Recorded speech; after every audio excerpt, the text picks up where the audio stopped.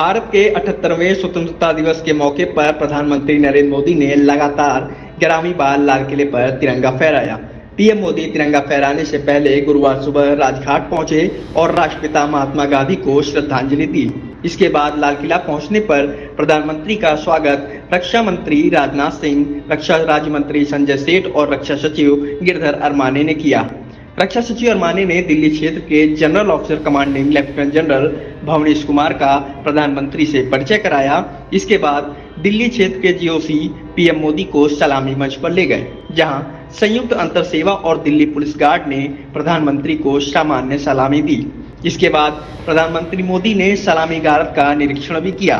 प्रधानमंत्री के लिए सलामी गारद दल में थल सेना, नौसेना, वायुसेना और दिल्ली पुलिस से एक अधिकारी और 24 कर्मी शामिल थे। वहीं सलामी गारद का निरीक्षण करने के बाद पीएम मोदी ने राष्ट्रीय ध्वज फहराने के लिए प्राचीर पर बने मंच पर पहुंचे और लगातार 11वीं बार लाल किले पर तिरंगा फहराया। इसके बाद उन्होंने 78वें स्वतंत्रता दिवस के मौके पर देश को संबोधित किया। तिरंगा फहराने के बाद सेना के जवानों ने भव्य परेड निकाली। वहीं आसमान से वायुसेना के हेलीकॉप्टर से विंग कमांडर अंबर अग्रवाल और राहुल नैनवाल ने मौजूद जनसमूह पर पुष्प वर्षा की। इसके बाद प्रधानमंत्री नरेंद्र मोदी ने 78वें स्वतंत्रता दिवस के मौके पर देश को संबोधित किया। आप भी सुनिए उनका संबोधन। भारत माता की, भारत माता की। मेरे प्यारे देशवासियों, मेरे परिवारजन,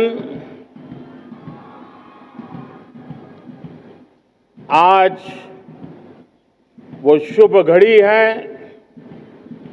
जब हम देश के लिए मर मिटने वाले, देश की आजादी के लिए अपना जीवन समर्पित करने वाले, आजीवन संघर्ष करने वाले,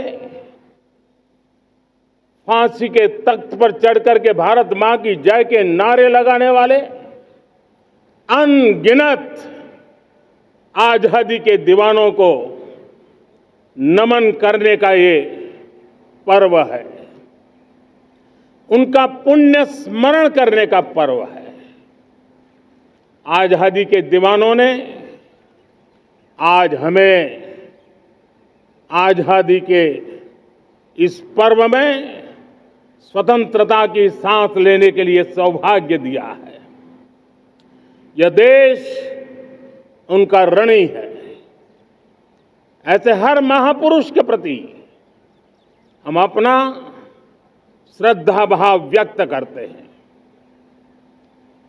मेरे प्यारे देशवासियों, आज जो महानुभाव राष्ट्र रक्षा के लिए और राष्ट्र निर्माण के लिए पूरी लगन से, पूरी प्रतिबद्धता के साथ देश की रक्षा भी कर रहे हैं, देश को नई ऊंचाई पर ले जाने का प्रयास भी कर रहे हैं। चाहे वो हमारा किसान हो, हमारा जवान हो, हमारे नौजवानों का हौसला हो, हमारी माताओं बहनों का योगदान हो, दलित हो, पीड़ित हो, शोषित हो, वंचित हो, अभावों के बीच भी स्वतंत्रता के प्रति उसकी निष्ठा, लोकतंत्र के प्रति उसकी श्रद्धा, ये पूरे विश्व के लिए एक प्रेरक घटना है। मैं आज ऐसे सभी को आदरपूर्वक नमन करता हूं। हम जरा आजादी के पहले के वो दिन याद करें। सैकड़ों साल की गुलामी, हर कालखंड संघर्ष का रहा। युवा हो, बुजुर्ग हो, किसान हो, महिला हो, आदिवासी हो, उन्होंने गुलामी के खिलाफ जंग लड़ते रहे। अविरत जंग लड़ते रहे। इतिहास गवाह है कि 1857 के स्वातंत्र संग्राम जिसको हम याद करते हैं, उसके पूर्व भी हमारे देश के कई आदिवासी क्षेत्र थे जहां आजादी का जंग लड़ा जाता था। साथियों, गुलामी का इतना लंबा कालखंड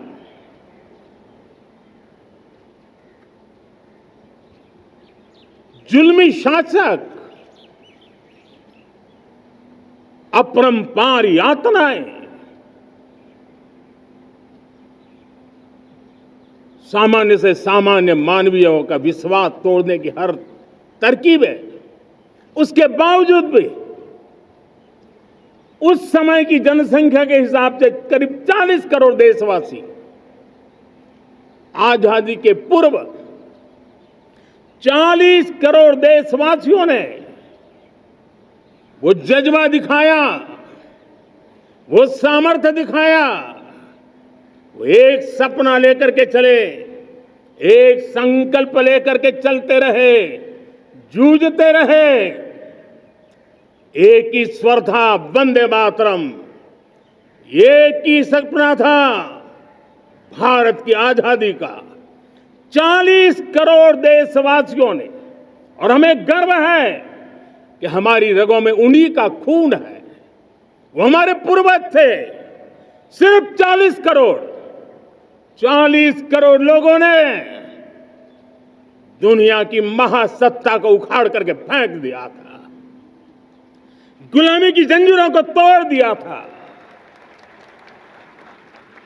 अगर हमारे पूर्वज, जिनका खून हमारी रगों में है, आज हम तो 140 करोड़ है।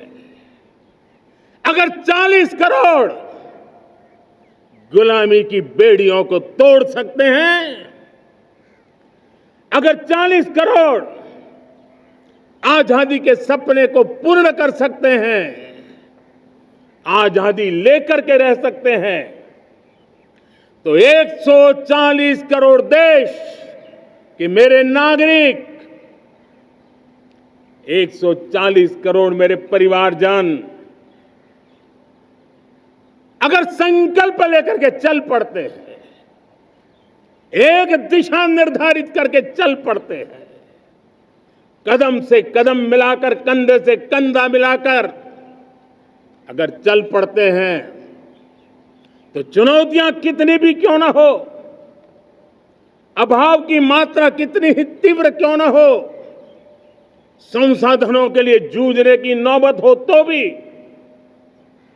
हर चुनौती को पार करते हुए हम समृद्ध भारत बना सकते हैं। हम 2047 विकसित भारत का लक्ष्य प्राप्त कर सकते हैं। अगर 40 करोड़ देशवासी